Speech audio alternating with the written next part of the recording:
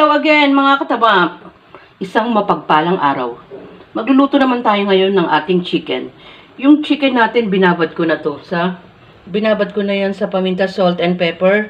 Tapos nilagyan ko ng pampalasa na Ajinomoto. Naglagay ako ng cornstarch, paprika, at saka ng egg. Siguro mga mahigit 30 minutes ko itong ibinabad. Yan mga kataba. Kakamayin ko na. Tapos put natin sa ating flour.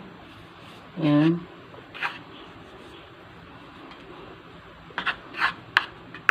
Natin ito salang dito sa ating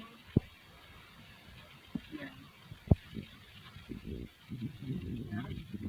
Mabalik.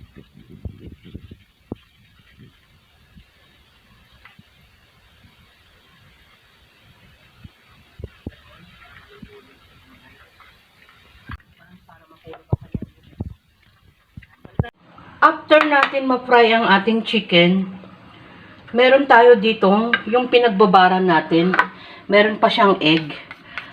Kasama ng ating cornstarch. Naglagay ako ng mga 2 kutsarang giniling. Itlog lang ang nilagay. Dinagdagan ko ng isang egg at gagawin naman nating omelette dahil sayang naman. 'Di ba? Sabi ko naman sa inyo mga kataba, ang pamamaraan sa pagluluto. Tapos dito sa same pan, salang natin. Yan. Tsarain natin.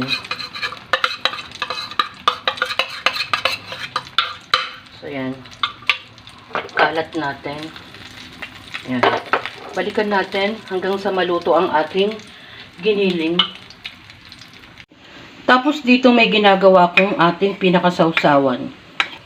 Nilagyan ko to ng 1 kutsarang tubig, suka, 1 kutsara din, at naglagay tayo ng sugar. 1 kutsara din nilagyan ko. Naglagay ako ng paminta at saka ng ating ketchup. Isasalang natin dito sa ating kawali. Parang pakukuluin natin, hindi pala parang. Pakukuluin natin to. Para ma-dissolve ang ating ketchup. Tapos ito, halos paluto na to. Yan. Meron na tayong masarap na omelette na may giniling. Bawasan natin ang ating yan, mantika. At pwede na nating ilagay ang ating ginawang sauce. Yan.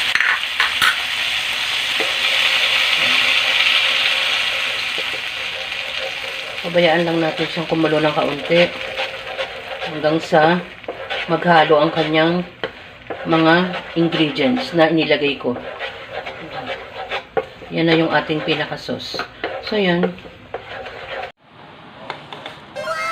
Breaded chicken naman tayo mga kataba.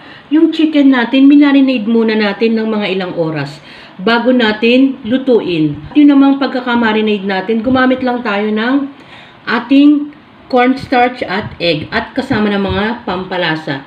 Yun namang pinagbabaran natin. Meron pa siyang natira. Nilagyan ko naman siya ng giniling. Ginawa natin siyang omelette. At syempre, pag meron tayong mga fry, meron tayong sausawan. Yung sausawan naman natin, ketchup lang yan. At hinaluan natin ng suka. Parang sweet and sour ang dating mga kataba. Nilagyan ko ng sugar. Yan ang ating magkapares, ang ating breaded chicken with sauce and omelette. Enjoy! Kumain! Alam nyo na ang mga kids.